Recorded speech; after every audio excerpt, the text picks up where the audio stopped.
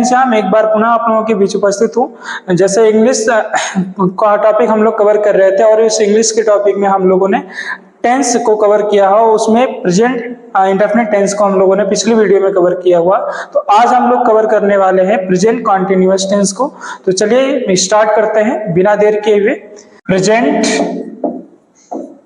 Continuous, present continuous tense, ठीक है। देखिए जैसे कि यहाँ पर आप देख पा रहे हैं कि प्रेजेंट कॉन्टिन्यूअस टेंस लिखा हुआ है। प्रेजेंट की हिंदी होती है वर्तमान और कॉन्टिन्यूअस का मतलब होता है जारी, और टेंस मींस क्या होता है, काल। तो देखिए सबसे इंपॉर्टेंट हम इसमें ये समझेंगे कि वर्तमान, जारी, काल के बारे में सीखना है। किसके बारे में? वर्तमान, जारी, काल के बारे में सीखना है, ठीक है। तो सबसे इंपॉर्टेंट इसमें होता है कि मतलब पहचान। सबसे पहली बात जो हमें ये जानने की कोशिश करनी है वो क्या है? पहचान। तो चलिए पहचान जानते हैं। उम्मीद है कि आप लोगों को पहचान पहले से ही मालूम होगी, आई थिंक। जैसे कि सामान्य रूप से कहा जाता है कि रहा है, रही है, रहे हैं, यही तो सब कह रहे हैं। मतलब कहने का मतलब ये हुआ ना कि रहा है, रही है, रहे हैं, इतने तक बातें समझ जाती हैं। लेकिन कई बार आपको मैं यहाँ पे बताऊंगा कि सिर्फ रहा रही ही प्रेजेंट कॉन्टिन्यूअस को डिनोट नहीं करता है, मतलब सिर्फ वही नहीं बताता है। तो आइए एक स्पेसिफिक रूप से जानते हैं कि क्या होता है हमारे पास। तो देखिए पहचान के लिए जानना होगा, यहाँ पे सबसे पहले हम लिखेंगे रिकॉग्निशन। क्या लिखने वाले हैं? रिकॉग्निशन। तो यहाँ पे देखें तो रिकॉग्निशन का क्या होता है मीनिंग, हिंदी में देखेंगे तो होता है पहचान। और पहचान की बात करें तो सबसे फर्स्ट पॉइंट पे हम यहाँ पे लेने वाले हैं। देखिए सबसे यही यहाँ पे रहेगा क्या? रहा है, ठीक है। और फिर जैसे कह सकते हैं यहाँ पे रही है और रहे हैं, रहे हैं, ठीक है। तो ये हो गया आपका रहा है, रही है और रहे। लेकिन इसके अलावा भी कुछ पॉइंट होता है जहां पे हमें ध्यान देने की आवश्यकता होती है। तो वो क्या है कि तथा, या यहां पे कर लीजिए या, ठीक है। या कार्य प्रारंभ होने, मतलब सॉरी यहां पे ऐसे कह सकते हैं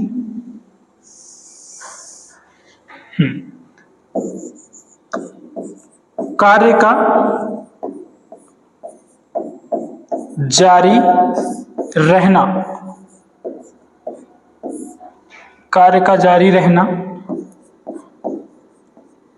पाया जाए, ठीक है। देखिए या तो आपके सामने आता है रहा रही, कई बार ऐसा सेंटेंस हमारे सामने आता है जिसमें रहा रही नहीं होता है, फिर भी वो कॉन्टिन्यूअस टेंस में माना जाता है। तो वहां पे हम कैसे पकड़ पाएंगे कि हमारा कॉन्टिन्यूअस है? रहा रही दिख गया तो बहुत आसान है, लेकिन अगर रहा रही नहीं दिखा तो कैसे पहचानेंगे? तो वहां पे पहचानने के लिए हमें इस बात का ध्यान देना होगा कि कार्य का जारी रहना पाया जाए। अगर कार्य का जारी रहना पाया जाएगा तो वो भी किस में माना जाएगा? प्रेजेंट कॉन्टिन्यूअस में माना जाएगा। अब देखेंगे यहाँ पे क्या लेते हैं हम लोग? Helping verb. यानी दूसरे नंबर की बात करें तो इसमें हेल्पिंग वर्ब क्या आना चाहिए? तो यहाँ पे हेल्पिंग वर्ब हो जाएगा आपका एच, और फिर क्या हो सकता है यहाँ पे? एम, और फिर क्या हो जाएगा आपका? आर। अब यहाँ पे अगर मतलब ये दूसरी बात हो गई। अगर हम तीसरी बात करें तो यहाँ पे वर्ब कौन से फॉर्म में आएगा? तो वर्ब देखिए वर्ब कौन से फॉर्म में आएगा? वर्ब आएगा आपके फर्स्ट फॉर्म में, प्लस यहाँ पे क्या रहेगा? आईएनजी। क्या रहने वाला है? आईएनजी। तो मुझे उम्मीद है डियर फ्रेंड ये आपको समझ में आ गया होगा। तीन बातें, यानी इस टेंस के लिए कितनी बातें इंपॉर्टेंट है? तीन बातें इंपॉर्टेंट है। वो कौन कौन सी हैं? देखिए सबसे पहले तो पहचान हो गई, और दूसरी क्या है? हेल्पिंग वर्ब, और तीसरी क्या है? वर्ब, ठीक है। तीन बातें इसमें बहुत ज्यादा इंपॉर्टेंट है। अगर ये तीन बातें आप समझ पा रहे हैं तो आप इसका ट्रांसलेशन यानी कि प्रेजेंट कॉन्टिन्यूअस टेंस को आप आसानी से बना सकते हैं।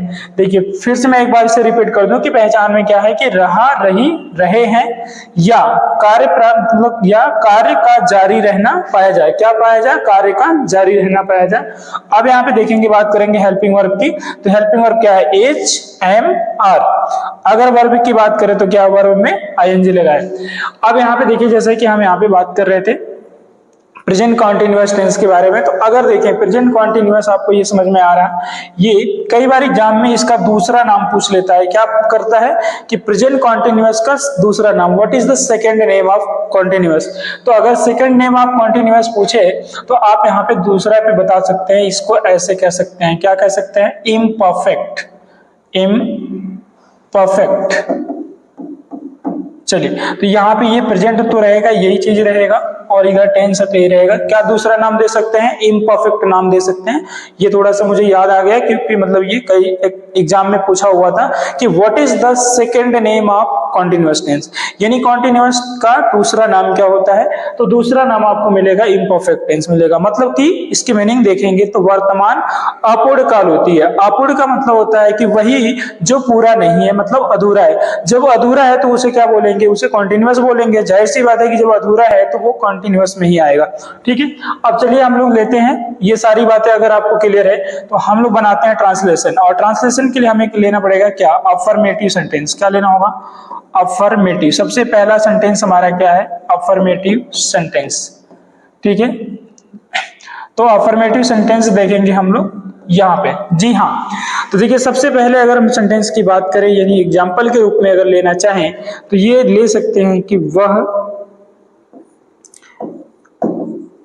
स्कूल जा रहा है। वह स्कूल जा रहा है। कौन? देखिए क्या लिखा हुआ है कि वह स्कूल जा रहा है। जी बिल्कुल, मुझे समझ आ रहा है वह स्कूल जा रहा है। तो मुझे समझ क्या आ रहा है? सिंपल सी बात है कि वह स्कूल जा रहा है, तो मुझे समझ क्या आ रहा है? Present continuous tense. क्यों आ रहा है समझ में? क्योंकि यहाँ पे क्या लिखा हुआ है?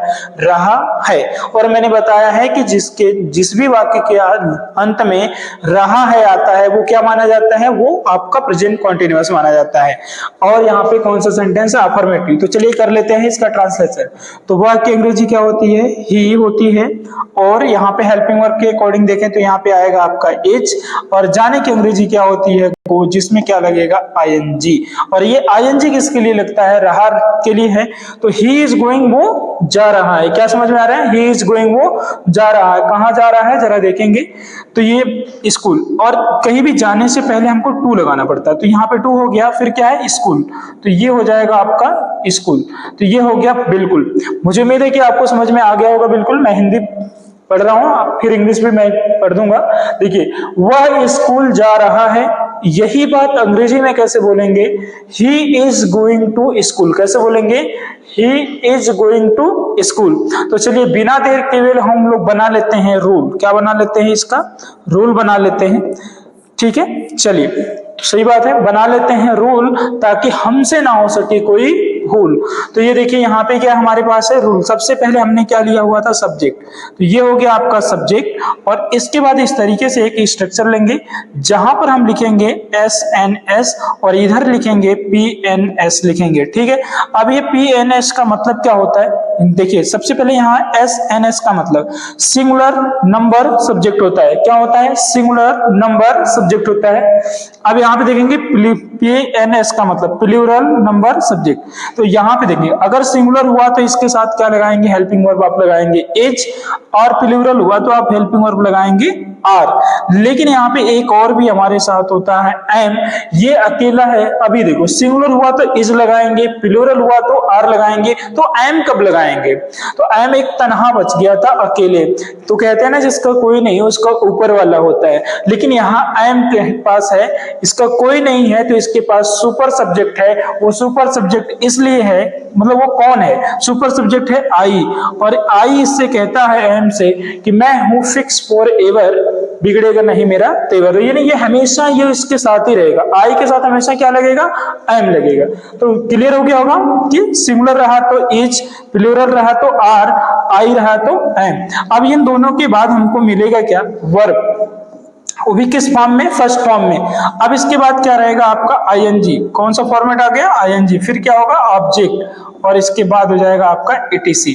ठीक है, यहाँ पे क्या रहेगा आपका? ये ETC हो जाएगा। ठीक है, हाँ देखिए तो यहाँ पे हमने ले लिया।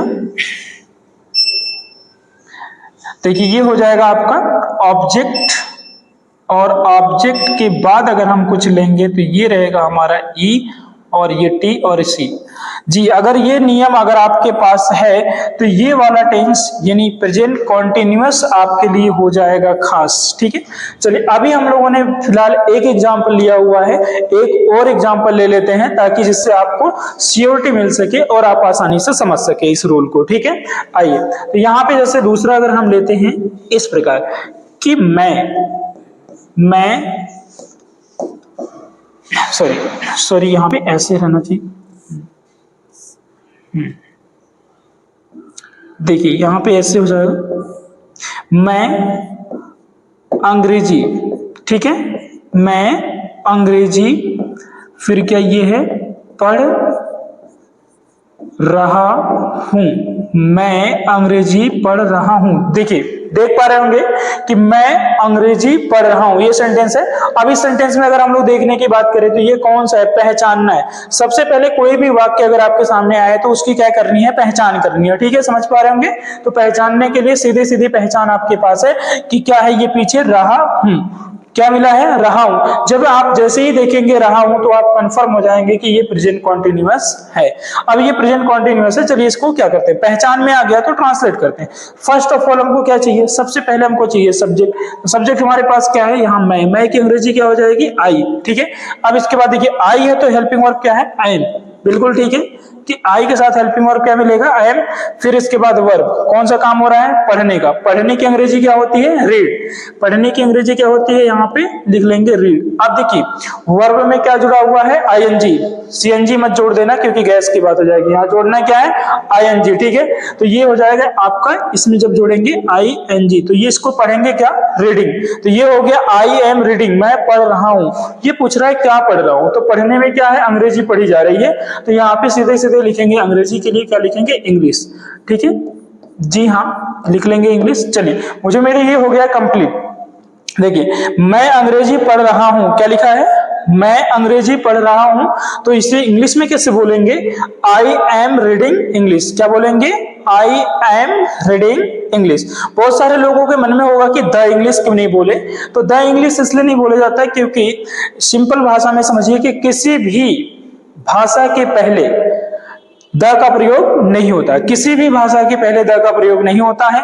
यदि आप किसी भी भाषा के पहले द का प्रयोग करते हैं तो वो वहां के लोगों की बात करेगा। जैसे इंग्लिश में अगर द इंग्लिश कह देंगे तो द इंग्लिश डिनोट करेगा यानी बताएगा अंग्रेज व्यक्ति को, यहाँ हमें भाषा पढ़नी है, अंग्रेज व्यक्ति को नहीं। तो चलिए मुझे उम्मीद है कि ये आपको समझ में आ गया होगा, ये अफर्मेटिव सेंटेंस। जी हाँ, एक एग्जांपल और भी हमें ले लेना चाहिए जैसे कि प्लूरल के लिए। तो आइए जस्ट चलते हैं नेक्स्ट स्लाइड पे और आपको बताते हैं प्लूरल का एग्जांपल। ठीक है, जी हाँ चलिए स्टार्ट करते हैं। तो यहाँ पे जैसे कि ले लेते हैं हम लोग अगला एक एग्जांपल और लेते हैं जो प्रेजेंट कंटिन्यूअस से है। यहाँ पे इस तरीके से ये रहेगा, वे लोग क्रिकेट खेल रहे हैं। जी हाँ पढ़िए जरा, वे लोग क्रिकेट खेल रहे हैं। क्या आप देख पा रहे हैं कि वे लोग क्रिकेट खेल रहे हैं। सबसे पहला है कि इसे पहचानना है कि ये कौन से टेंस में आएगा। तो जी इसकी पहचान क्या दिख गई है कि रहे हैं, और जिधर होता है रहा है, रही है, रही है, उधर होता है आपका प्रेजेंट कॉन्टिन्यूअस टेंस। इसमें तो किसी को डाउट है नहीं, ये पहले ही क्लियर है। आइए इसको ट्रांसलेट कर लेते हैं। तो वे लोग की अंग्रेजी क्या होती है, दे। क्या होती है, दे, यहाँ पे लिख लेंगे बिल्कुल। अब इसके बाद क्या हो जाएगा आपका, यहां हो जाएगा आपका हेल्पिंग वर्ब। तो हेल्पिंग वर्ब क्या है कि आर मिलेगा क्योंकि ये प्लूरल सब्जेक्ट है। तो प्लूरल सब्जेक्ट के लिए हेल्पिंग वर्ब क्या होता है, आर। अब ये हो जाएगा दे आर। अब कौन सा काम कर रहा है, खेलने का, तो ये हो जाएगा प्लेइंग। प्ले हो जाएगा। अब इसमें आईएनजी ऐड करेंगे तो ये हो जाएगा आपका प्लेइंग। तो ये हो गया दे आर प्लेइंग, वे खेल रहे हैं। क्या कर रहे हैं, खेल रहे हैं। क्या खेल रहे हैं, क्रिकेट। तो यहाँ पे ऐसे लिख लिया जाएगा, दे आर प्लेइंग क्रिकेट। जी हाँ, ये बनके तैयार हो गया कि वे लोग क्रिकेट खेल रहे हैं। क्या खेल रहे हैं? क्रिकेट। इंग्लिश में कैसे बोलेंगे? They are playing cricket, they are playing cricket. ठीक है, तो चलिए, मुझे उम्मीद है कि आपको अफर्मेटिव सेंटेंस क्लियर हो गया होगा। ठीक है, अगर इस प्रेजेंट कॉन्टिन्यूअस टेंस का आपको अफर्मेटिव सेंटेंस क्लियर हो गया है तो चलिए बिना देर किए हुए हम लोग स्टार्ट करते हैं इसका इंटरोगेटिव सेंटेंस बनाना, कि कैसे इसका इंटरोगेटिव सेंटेंस बनेगा। अब आइए, तो ये हो जाएगा सेंटेंस नंबर सेकंड। तो यहाँ पे कौन सा हो जाएगा अपना? इंटरोगेटिव। कौन सा रहेगा? Interrogative sentence, interrogative sentence. ठीक है जी हाँ। अब हम बात करेंगे प्रेजेंट कॉन्टिन्यूअस टेंस के अंतर्गत इंटरोगेटिव सेंटेंस का। तो इंटरोगेटिव सेंटेंस हमारे पास क्या है, चलिए देखते हैं किस प्रकार से बनेगा। सिंपली, वैसे आप दो तरह से जानते हैं कि एक तो होता है क्या से शुरुआत होती है और एक होता है किसमें मतलब बीच वाला आता है, तो उसको भी देखेंगे। चलिए, तो देखिए एक सवाल हमारे यहाँ पे आ जाएगा। सबसे पहले, क्या वह स्कूल, क्या वह स्कूल जा रहा है? क्या वह स्कूल जा रहा है? बिल्कुल, प्रश्न दिख रहा है, क्या वह स्कूल जा रहा है? बिल्कुल जी हाँ, प्रश्न है, क्योंकि क्या से शुरू है तो प्रश्न तो है।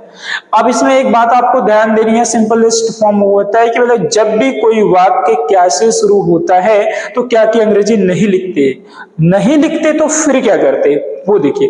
तो यहाँ पे मैं बताऊं आपको कि अगर कोई भी वाक्य क्या से शुरू है तो उसकी अंग्रेजी नहीं लिखेंगे। उसकी अंग्रेजी न लिख करके क्या करेंगे हम लोग, वहां पे हेल्पिंग वर्ब लिखते हैं। क्या लिखते हैं? Helping verb. अब इसके लिए हेल्पिंग वर्ब कहां से लाएंगे? तो सब्जेक्ट के अकॉर्डिंग लगेगा। और प्रेजेंट कॉन्टिन्यूअस में हेल्पिंग वर्ब कौन कौन सी है? इज, एम, आर है। तो यहाँ पे क्या ले लेंगे हम? हेल्पिंग वर्ब ले लेंगे अपना इज। फिर सब्जेक्ट हमारा क्या है? ही। इज ही, जाने की अंग्रेजी क्या हो जाएगी? गो। इसमें क्या जोड़ दिया जाएगा? आईएनजी। तो मतलब इज ही गोइंग, कहां जा रहा है? स्कूल। तो यहाँ पे क्या हो जाएगा? टू। फिर क्या? Is he going to school. क्या हो गया? Is he going to school. यहां लग जाएगा क्वेश्चन मार्क। बिल्कुल, आप देखिए पढ़ पा रहे होंगे, क्या वह स्कूल जा रहा है? कैसे बना हुआ है? Is he going to school. क्या वह स्कूल जा रहा है? तो ये देखेंगे इंट्रोगेटिव का अगर हम लोग देख लें क्या हो जाएगा, इसको हम मान लेंगे कि टाइप 1। क्या मानेंगे? टाइप 1 मानेंगे। ठीक है, चलिए यहां बना लेते हैं रूल, ताकि हमसे हो ना सके दोबारा कोई भूल। ठीक है, तो बना लेते हैं एक ऐसा रूल। तो देखिए सिंपलेस्ट फॉर्म यहाँ पे लेते हैं। सबसे पहले हमने क्या किया है? इज लिया। ठीक है, फिर इसके बाद कौन सा वर्जन आएगा आपका? एम आएगा। और इसके बाद क्या आएगा आपके लिए? आर आएगा। ठीक है, इन दोनों के बाद ऐसे कर लीजिए, अगर सिंगुलर सब्जेक्ट हुआ, ठीक है, तो आप क्या लगाएंगे यहाँ पे? सब्जेक्ट अगर आपका सिंगुलर है तो इज, और अगर आई है तो एम, और प्लूरल हुआ तो यानी पी एन एस, अगर प्लूरल हुआ तो आर लगाएंगे। ठीक है, अब इसके बाद आप क्या लेंगे? वर्ब में लेंगे अपना आईएनजी। क्या ले लेंगे? आईएनजी ले लेंगे।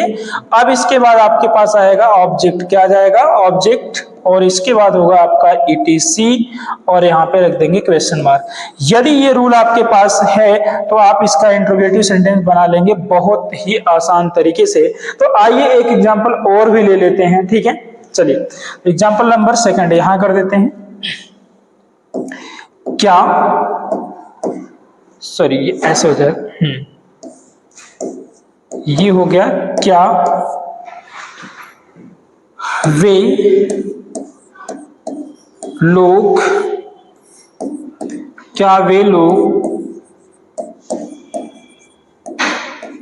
क्रिकेट खेल रहे हैं? क्या वे लोग क्रिकेट खेल रहे हैं? क्या है यहाँ पर? क्या वे लोग क्रिकेट खेल रहे हैं? यहाँ पर फिर से पुनः प्रश्न आपको दिख गया एक और, तो यहाँ पे करना है गौर, क्योंकि प्रश्न है एक और। तो यहाँ पे क्या है? यहाँ क्या दिख गया? तो हमें पता है कि क्या की अंग्रेजी नहीं लिखनी, वहां हेल्पिंग वर्ब लिखेंगे। और वो हेल्पिंग वर्ब कहां से लाएंगे? सब्जेक्ट को देख करके लाएंगे, सब्जेक्ट से ही लेते हैं। तो ये हमारा हो जाएगा क्या? आर। अब यहां पर आर हो गया, सब्जेक्ट हमारा क्या है? दे। तो ये दे हुआ। खेलने की अंग्रेजी जैसा कि यहाँ पे प्ले लिखी गई है, तो अब इस प्ले हो गया, आर दे प्ले। अब उसमें क्या जोड़ देंगे, हम जोड़ेंगे अपना आईएनजी। तो आर दे प्लेइंग, क्या खेल रहे हैं भाई, क्रिकेट खेल रहे हैं, तो आर दे प्लेइंग क्या हो जाएगा, क्रिकेट हो जाएगा। क्या हो जाएगा, क्रिकेट जी। तो बहुत बढ़िया, ये आपका बन गया, हो गया तैयार। क्या वे लोग क्रिकेट खेल रहे हैं, इसको अंग्रेजी में हम बोल रहे हैं आर दे प्लेइंग क्रिकेट। और मुझे उम्मीद है कि आप समझ रहे होंगे। आइए एक एग्जांपल और ले लेते हैं। क्या मैं झूठ बोल, सॉरी यहां पे ऐसे हो जाएगा, क्या मैं झूठ बोल रहा हूं। बिल्कुल ये पूछ रहा है कोई, क्या मैं झूठ बोल रहा हूं, इसे कैसे बोलेंगे इंग्लिश में। तो आइए चलिए करते हैं ट्रांसलेट। जैसे कि ये शुरू ही किससे हुआ है, क्या से। और मैंने ये बताया हुआ है कि क्या से अगर कोई वाक्य शुरू होता है तो क्या की अंग्रेजी नहीं लिखते हैं, नहीं लिखते तो क्या करते हैं, हेल्पिंग वर्ब लिखते हैं। जैसे कि ये रूल भी दिखा रहा है कि सबसे पहले हेल्पिंग वर्ब क्या इज एम आर है। हम सबसे पहले यहाँ क्या लेंगे, हमारा सब्जेक्ट है मैं, जिसकी अंग्रेजी होती है आई, तो यहाँ पर हम क्या ले लेंगे, ये एम ले लेंगे, एम।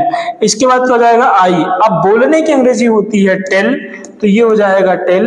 अब आईएनजी मतलब रहा के लिए जोड़ लेंगे इसमें क्या, आईएनजी। तो एम आई टेलिंग, क्या मैं बोल रहा हूं, क्या बोल रहा हूं, झूठ। तो telling lie, I am telling a lie. तो ये हो गया आपका क्वेश्चन कि ये कह रहा है एम आई टेलिंग अ लाई, क्या मैं झूठ बोल रहा हूं। अगर आप हिंदी में बोल रहे हैं कि क्या मैं झूठ बोल रहा हूं, तो इंग्लिश में आप बोल सकते हैं एम आई टेलिंग लाई। तो मुझे उम्मीद है कि आपको ये इंट्रोगेटिव सेंटेंस का टाइप 1 पूरी तरह से क्लियर हो गया होगा। तो आइए हम लोग बनाते हैं टाइप 2। ठीक है, लेते हैं नेक्स्ट स्लाइड अपना। ठीक है, तो चलिए अब बात कर लेते हैं हम लोग टाइप 2 की। तो यहां हो जाएगा आपका टाइप 2। ठीक है, टाइप 2 में होता क्या है, टाइप 1 का जो हमारा इंट्रोगेटिव सेंटेंस होता है उसमें क्या शब्द पहले आता है, लेकिन टाइप 2 में क्या होता है, बीच में आता है, कब, कहां, क्यों, कैसे। तो उसे समझ लेंगे हम, ऐसे भूल नहीं पाएंगे जैसे। ठीक है, तो चलिए बने रहिए मेरे साथ। तो यहां देखिए, सबसे पहला ये हम लेते हैं, प्रियंका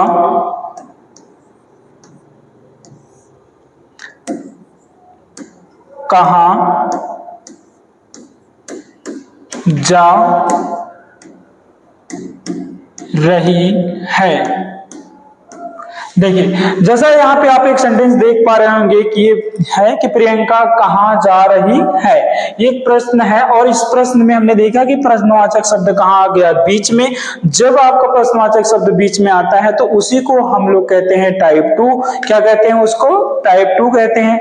अब इसको बनाने के लिए हमें सोचना है, क्योंकि सोचना तो पड़ेगा, क्योंकि बीच में आ गया। अभी तक हम जो बना रहे थे टाइप 1 में, वो क्या आता था, क्या शब्द पहले आता था।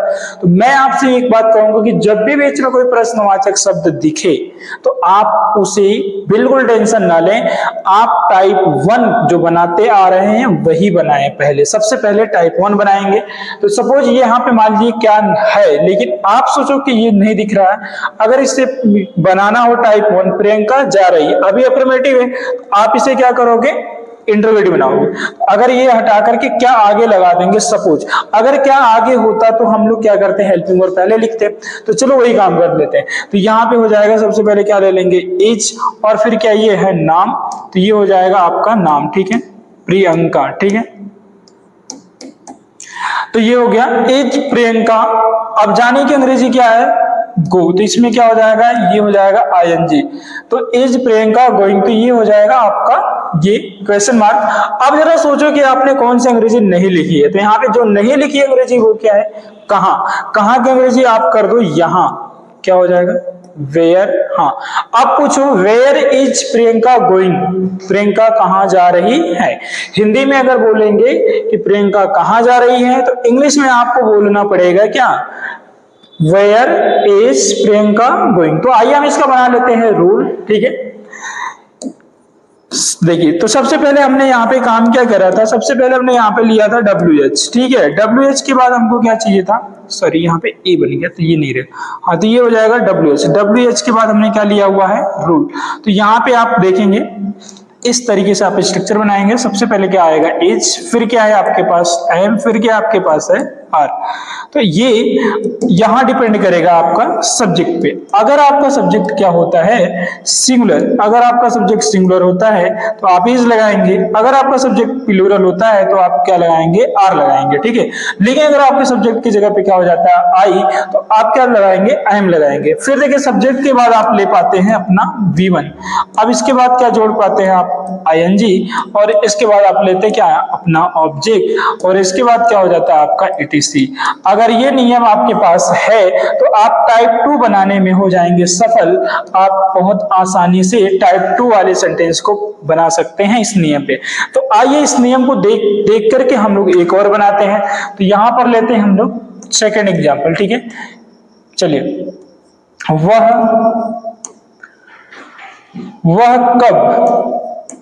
कब आ रहा है, जी बिल्कुल, ये प्रश्न हो गया आपका कि वो कब आ रहा है। बिल्कुल मुझे समझ आ रहा है कि यहाँ पे प्रश्न है, और ये कौन सा टेंस है, कॉन्टिन्यूअस है। कौन सा कॉन्टिन्यूअस है, प्रेजेंट कॉन्टिन्यूअस। तो चलिए, बीच में आ गया प्रश्न, तो सबसे पहले इसी को उठा के लाएंगे, क्योंकि ये रूल हमारा ये कहता है WH। तो सबसे पहले कब की अंग्रेजी क्या हो जानी है, व्हेन, ये ठीक है। अब इसके बाद हेल्पिंग वर्ब का सिलेक्शन करना है। तो सब्जेक्ट कौन सा है, वह, जो कि सिंगुलर है। तो जब वो सिंगुलर है तो हमको क्या चाहिए, सिंगुलर हेल्पिंग वर्ब चाहिए। तो हमारा सिंगुलर हेल्पिंग वर्ब क्या होता है इज। अब क्या आएगा, हमारा सब्जेक्ट ही हो जाएगा ही। अब देखेंगे कि सब्जेक्ट के बाद क्या है, वर्ब, और वो भी किस फॉर्म में, भैया वर्ब का फर्स्ट फॉर्म है जिसमें लगाना हमको ING है। तो क्या करेंगे, आने की अंग्रेजी कम, ये हो गया फर्स्ट फॉर्म, इसमें जोड़ देंगे ING, कमिंग। तो व्हेन इज ही कमिंग, वो कब आ रहा है। तो ये हो गया हमारा सेकंड एग्जाम्पल, ठीक है। तो डियर गाइस, मुझे उम्मीद है कि टाइप 2 आपको समझ में आ रहा है, बिल्कुल। तो चलिए एक एग्जाम्पल और ले लेते हैं यहाँ पे, तीसरा। वे लोग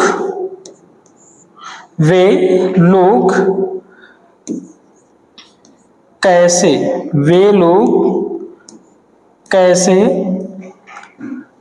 एक मिनट ऐसे कर लेते हैं, वे लोग दिल्ली, ठीक है, हाँ सॉरी ये रहेगा इस तरीके से, वे लोग कैसे दिल्ली जा रहे हैं।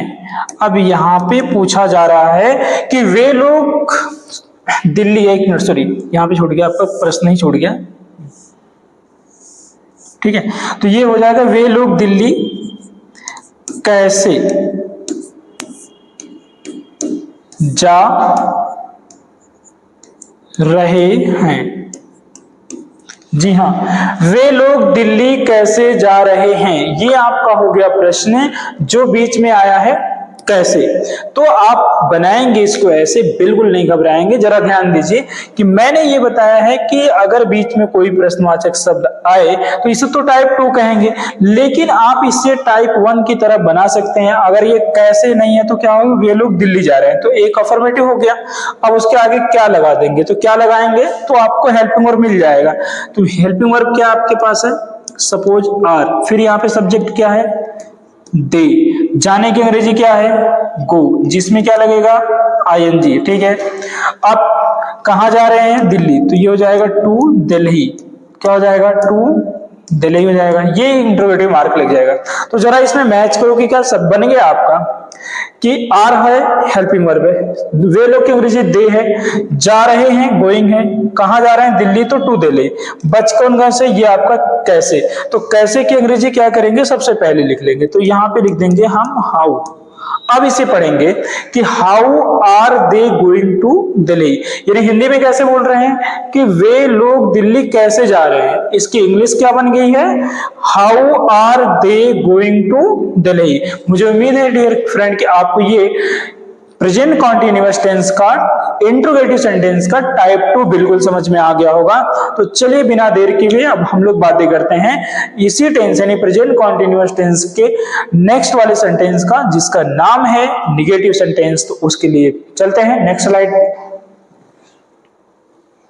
चलिए, तो यहां पे अब हम लोग बात कर लेंगे नेक्स्ट स्लाइड पे, यानी कि तीसरा सेंटेंस हमें लेना है। हाँ, तो तीसरा सेंटेंस हमारे पास ये है, क्या है, जिसका नाम क्या है, निगेटिव सेंटेंस ये हो गया। अब निगेटिव सेंटेंस में क्या होगा कि नकारात्मक बातें करनी होती, जो बीच में क्या आता है, नहीं आता है। तो जरा इसको ध्यान से समझेंगे। तो चलिए अब यहाँ पे मैं बता दूं कि इसे समझना बहुत है आसान, क्योंकि आपने प्रेजेंट कॉन्टिन्यूअस टेंस की पहचान और साथ साथ हेल्पिंग वर्ब और वर्ब को कैसे अप्लाई करते हैं, कैसे यूज करते हैं, ये आपको आ गया है। तो चलिए यहाँ पे लेते हैं एक सेंटेंस। अब ये कहा जा वह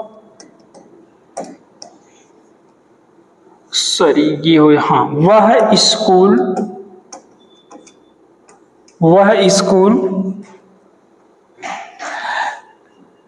नहीं जा रहा है। क्या बोला गया यहाँ पे कि वह स्कूल नहीं जा रहा है। तो रहा है तो कॉन्टिन्यूअस है और नहीं है तो निगेटिव है। जब दोनों बातें क्लियर हो तो ट्रांसलेट कर लेना चाहिए। चलिए, तो मुझे उम्मीद है वह की अंग्रेजी क्या होगी, ही। हेल्पिंग वर्ब क्या आएगा, इज। नहीं के लिए देखिए, अगर हिंदी वाक्य में नहीं है तो अंग्रेजी वाक्य में नॉट सही है, तो टेंशन किस बात का, लगा लीजिए। तो यहां पे हो जाएगा क्या, नॉट, फिर जाने की अंग्रेजी गो, तो जिसमें क्या जोड़ेंगे हम, ING. He is not going, कहां नहीं जा रहा है, स्कूल, तो क्या हो जाएगा यहाँ पे स्कूल। तो ये हो गया, he is not going to school, वह स्कूल नहीं जा रहा है। मुझे बिल्कुल नेगेटिव सेंटेंस समझ में आ रहा है, बिल्कुल आप बना लिए। तो चलिए बिना देर किए बना लेते हैं रूल, ठीक है। चलिए, तो ये हो गया आपका रूल। सबसे पहले आपने क्या काम करा है, सब्जेक्ट लिया, सब्जेक्ट के बाद ये होगा आपका एक्शन। तो यहाँ पे हो जाएगा आपका सिंगुलर नंबर और ये हो जाएगा आपका क्या, प्लूरल नंबर। सिंगुलर नंबर के साथ आप लगाएंगे इज और प्लूरल नंबर के साथ आप लगाएंगे आर, और यहाँ पे हो जाएगा एम। आई अगर मिलेगा तो क्या लगाएंगे, एम लगाएंगे, ठीक है। अब देखिए इन दोनों के बाद आपको क्या मिल जाएगा, एनओटी मतलब नॉट। अब क्या मिलेगा आपको यहाँ पे, नॉट के बाद वर्ब कौन सी फॉर्म में रहेगा, फर्स्ट फॉर्म में। अब इसमें क्या ऐड करेंगे, आप ऐड करेंगे अपना आईएनजी, और इसके बाद आप लेते हैं ऑब्जेक्ट। ऑब्जेक्ट के बाद आता है अपना एटीसी। अगर ये नियम आपके पास है तो आप प्रेजेंट कॉन्टिन्यूअस टेंस का नेगेटिव सेंटेंस बनाने में सफल हो जाएंगे। तो चलिए एक एग्जांपल और भी ले लेते हैं हम लोग यहाँ पे। दूसरा, वे लोग क्रिकेट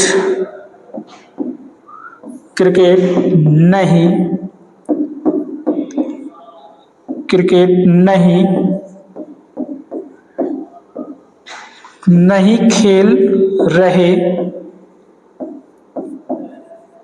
वे लोग क्रिकेट नहीं खेल रहे हैं, ये प्रश्न नहीं है। हाँ, तो देखिए क्या हो गया कि वे लोग क्रिकेट नहीं खेल रहे हैं। तो यहाँ पे देखा जाए टेंस की पहचान तो रहे हैं तो कॉन्टिन्यूअस है, और अगर यहाँ पे नहीं शब्द की बात करें तो ये क्या हो जाएगा, निगेटिव। तो आइए इसको कर लेते हैं ट्रांसलेट। सबसे पहले क्या हो जाएगा यहाँ पे, ये हो गया दे, फिर क्या है, प्लूरल है तो यहाँ पे ले लेंगे हम क्या, आर, फिर क्या है, निगेटिव नहीं है तो क्या आ जाएगा आपका, नॉट। दे आर नॉट, खेलने की अंग्रेजी क्या हो जाती है, play. They are not playing, ING लग गया।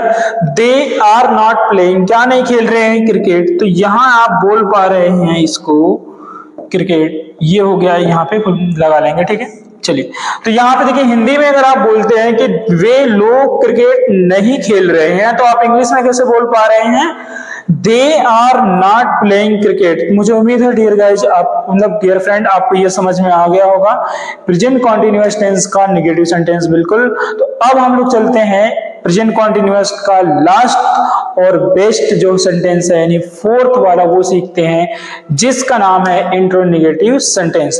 तो इंट्रोनिगेटिव सेंटेंस को सीखने के लिए हमें चलना होगा नेक्स्ट स्लाइड पे। तो चलिए बिना देर किए हुए चलते हैं नेक्स्ट स्लाइड पे, ठीक है।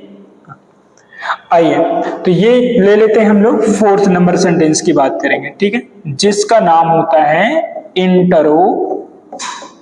इंट्रोनिगेटिव। क्या होता है, सॉरी यहां पे यन तो ठीक से बन जाए, हाँ देखिए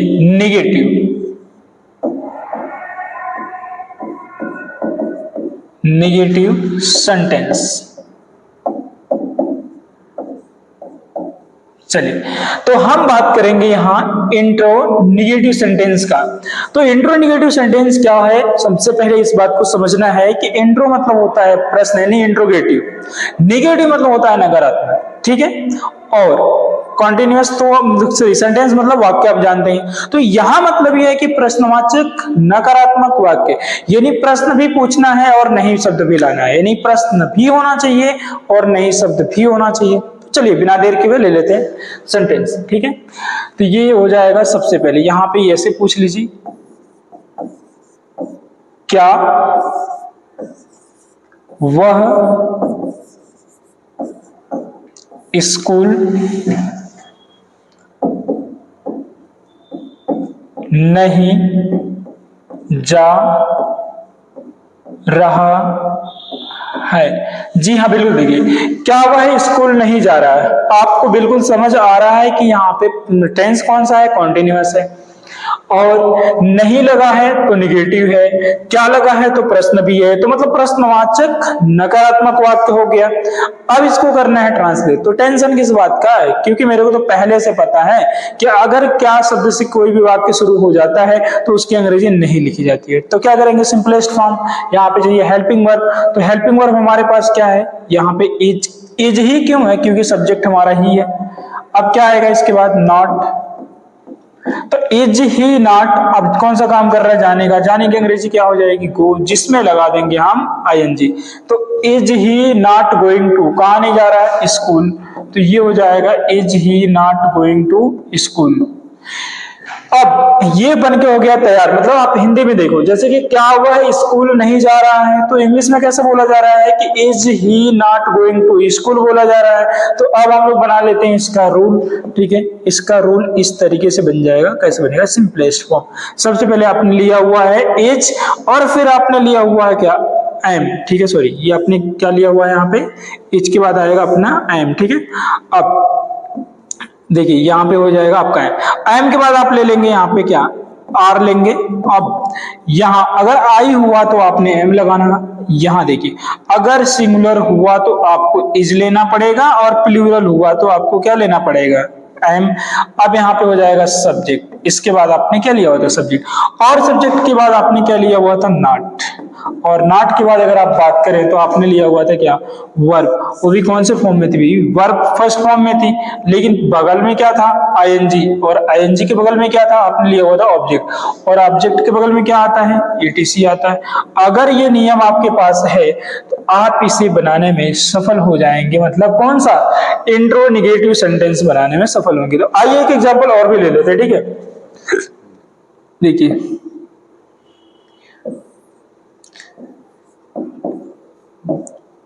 क्या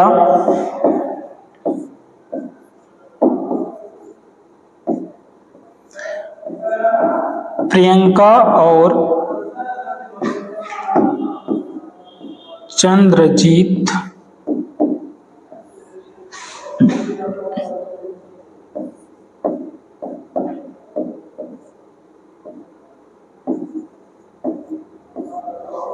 सॉरी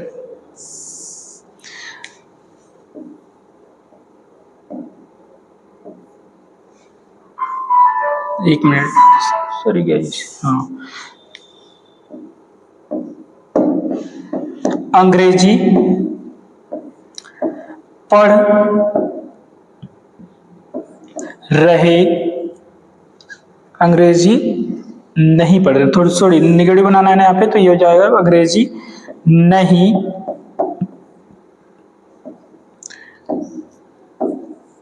पढ़ रहे हैं। चलिए, अब तक हम लोग प्रोनाउन का ले रहे थे, लेकिन अब हमने नाउन का लिया, और नाउन में भी डबल नाउन कभी कभी आ जाता है कि दो नाम अगर एक साथ आएगा तो हम कैसे ट्रांसलेट करेंगे, इसलिए मैंने उसके लिए ये वाला लिया हुआ है। तो जरा देखिए, क्या प्रियंका और चंद्रजीत अंग्रेजी नहीं पढ़ रहे हैं? तो आपको यहाँ देखने में आ रहा है कि क्या भी आया हुआ है और नहीं भी आया हुआ है। तो जब क्या भी आया हुआ है और नहीं भी आया हुआ है, तो आप देखेंगे इस बात को कि यहाँ पर क्या है कि प्रश्न भी बना है और नकारात्मक भी है। तो इसका ट्रांसलेशन कैसा होगा? रोल यहाँ है। देखिए, प्रियंका और चंद्रजीत दो नाम है, तो ये प्लूरल माना जाएगा। क्या माना जाएगा? प्लूरल। तो यहाँ पे हेल्पिंग वर्ब कौन सा लेंगे? हम प्लूरल ले लेंगे, सीधी सी बात है। और फिर क्या लिखेंगे? यहाँ पे ये लिखेंगे प्रियंका, फिर और की अंग्रेजी क्या होती है? एंड, फिर क्या यहाँ पे लेंगे? चंद्रजीत। ठीक है, चंद्रजीत, और फिर यहां पे हो जाएगा सब्जेक्ट हो गया। तो सब्जेक्ट के बाद फिर क्या आएगा? नॉट। तो यहां पे हम लोग ले लेंगे नॉट। अब इसके बाद क्या है? पढ़ने की अंग्रेजी। तो पढ़ने की अंग्रेजी होती है रीड, जिसमें हम जोड़ देंगे क्या? आईएनजी। अब क्या नहीं पढ़ रहे थे, तो वो था सब विषय उनका इंग्लिश। तो यहाँ पे क्या ले लेंगे? हम यहाँ पे ले लेंगे इंग्लिश। अब यहाँ पर आपको ये बिल्कुल बन के हो गया तैयार, आपको बिल्कुल समझ में आ रहा होगा। पढ़िए, क्या प्रियंका और चंद्रजीत अंग्रेजी नहीं पढ़ रहे हैं? तो यहाँ पे आप अंग्रेजी में इस प्रकार बोल पा रहे हैं, are Priyanka and Chandrajit not reading English. तो डियर फ्रेंड, मुझे उम्मीद है कि आपको ये प्रेजेंट कॉन्टिन्यूअस टेंस का पूरा सेंटेंस यानी अफर्मेटिव, इंट्रोगेटिव, नेगेटिव और इंट्रोनेगेटिव पूरी तरह से समझ में आ गया होगा, और बढ़िया से आप समझ पा रहे होंगे। ये हमारा कंप्लीट हो गया। तो thank you so much for watching video, और हम नेक्स्ट जो टेंस है यानी प्रेजेंट परफेक्ट टेंस, उसको लेकर के आपको मिलते हैं नेक्स्ट वीडियो में। तो आज के लिए इतना ही है। Thank you so much for watching video. Bye bye.